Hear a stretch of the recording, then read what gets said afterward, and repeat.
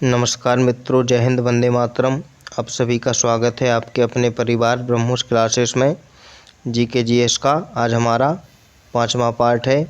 तो जिसने 4 इसके पार्ट हो चुके हैं सेट, जिसने भी अभी नहीं देखे हों तो वो चैनल पर वीडियो में जाकर देख सकता है। तो आइए ज़्यादा समय ना लेते हुए आज का सेट स्टार्ट करते हैं। देखिए, हमारा आज का टॉपिक रहेगा सौरमंडल से हमारे वन लाइनर फॉर्मेट में हमारे क्वेश्चन होते हैं, ये तो आप सभी को पता है। तो आज टॉपिक सौरमंडल से हमारे वन लाइनर क्वेश्चन यहाँ हम बताने जाएंगे। आप चाहो तो नोट कर लेना और नहीं तो आप स्क्रीनशॉट इसका ले सकते हैं, तो कोई दिक्कत नहीं होगी। तो आइए बात करते हैं प्रश्नों की। तो सूर्य की उम्र अगर पूछें, सूर्य की उम्र तो कितनी है? 5 मिलियन वर्ष है दोस्तों। 5 बिलियन वर्ष सूर्य की उम्र है। मंदाकिनी का एक तारा सूर्य है दोस्तों, ये याद रखना, मंदाकिनी का एक तारा सूर्य है। सूर्य का दोस्तों ये व्यास, सूर्य का व्यास कितना है? 13,92,000 किलोमीटर दोस्तों सूर्य का ये व्यास है। सौरमंडल का सबसे बड़ा ग्रह अगर बात करें तो कौन सा है? बृहस्पति। सौरमंडल का सबसे बड़ा ग्रह बृहस्पति है। सूर्य का सबसे निकटतम तारा बुध।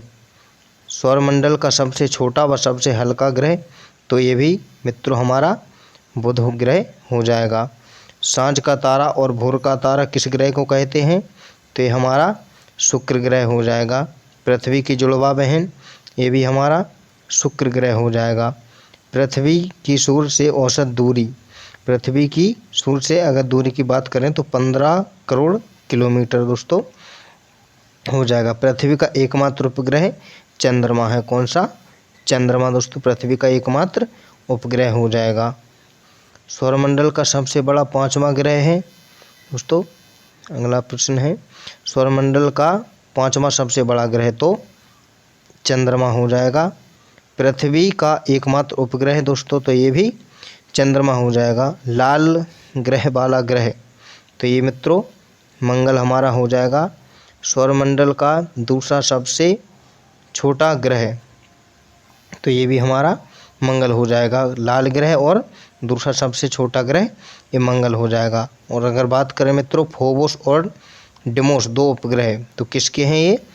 कौन? फोबोस और डिमोस तो ये मंगल के उपग्रह हैं। सौरमंडल का सबसे ऊंचा पर्वत, सौरमंडल का सबसे ऊंचा पर्वत निक्स भोलापिया निक्स भोलापिया। मंगल ग्रह पर सौरमंडल का सबसे बड़ा ज्वालामुखी ये वोल्पिस मेजी, वोल्पिस मेजी हो जाएगा। अरुण का सबसे बड़ा उपग्रह दोस्तों ये हो जाएगा टाइटेनिया। वरुण के 2 उपग्रह ट्रिटोन व मेरिड।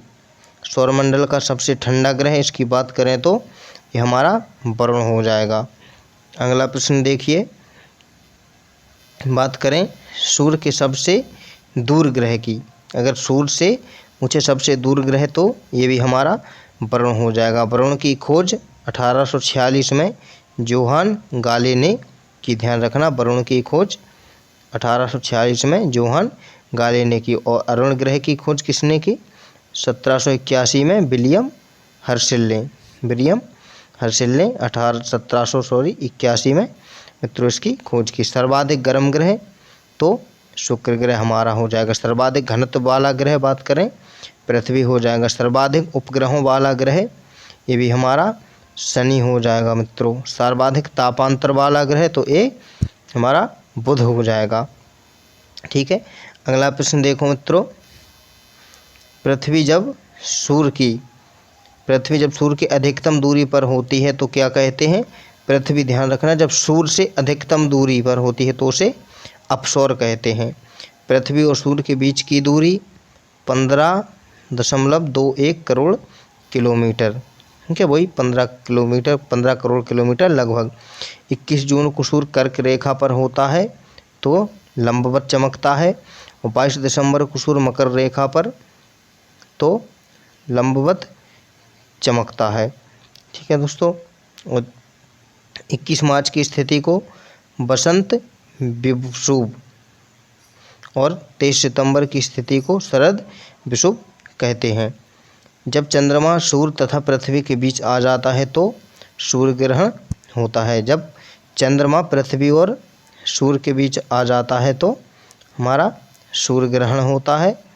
और जब पृथ्वी सूर्य और चंद्रमा के बीच आ जाती है तो चंद्र ग्रहण होता है। ठीक है मित्रों, सूर्य ग्रहण हमेशा अमावस्या को होता है और चंद्र ग्रहण हमेशा पूर्णिमा की रात को होता है, ये अब ध्यान रखना। अगले प्रश्न की बात करें, सूर्य ग्रहण की स्थिति को युति बनता है और चंद्र ग्रहण की स्थिति को वियुति बनता है। अक्षांशों की संख्या 181 है। दो अक्षांश रेखाओं के बीच भाग को कटिबंध कहते हैं। सभी देशांतर रेखाओं को महान वृत्त कहा जाता है और दो देशांतर रेखाओं के बीच भाग को दोस्तों गौर कहते हैं। पृथ्वी पर सर्वप्रथम वनस्पति एवं जीवों की उत्पत्ति कैम्ब्रियन कल्प ने की थी। दोस्तों विंध्याचल पर्वतमाला का निर्माण भारत में कैम्ब्रियन कल्प से होता है। देखिए अगला प्रश्न देखिए, लघु हिमालय की उत्पत्ति। अगर बात करें लघु हिमालय की उत्पत्ति तो ये मायोसीन कल्प से हुई है। शिवालिक की उत्पत्ति प्लायोसीन कल्प से हुई है। हाथी, घोड़ा, गेंदा, सयूर की उत्पत्ति ये यूलिन कल्प से हुई है। डायनासोर विलुप्त हो गए थे क्रिटेशियन कल्प से और पृथ्वी का सबसे ऊपरी भाग भूपर्पटी होता है। विश्व की छत पामीर की गांठ तो ये पामीर के पठार और सानू का पठार तो ये म्यांमार। सानू का पठार कहाँ है? म्यांमार।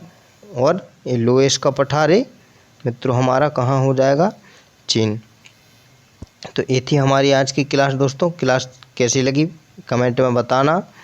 और आपने अगर पिछले पार्ट इसके नहीं देखे हैं, 4 पार्ट इसके हो चुके हैं, तो आप जाकर चैनल पर और वो वीडियो देख सकते हैं। और क्लास को अपने मित्रों को भी शेयर कर देना। साथ ही साथ आप लिखते जाएं। क्लास में 25 से लेकर 50-60 प्रश्न तक हम करवाते हैं, जिससे आपके महीने भर में दोस्तों प्रश्न बहुत सारे हो जाएंगे। और आप ऐसे ही कंटिन्यू करते रहेंगे तो आपको जीके में बहुत सारे प्रश्न याद हो जाएंगे और आपके हर परीक्षा में काम आएंगे। धन्यवाद।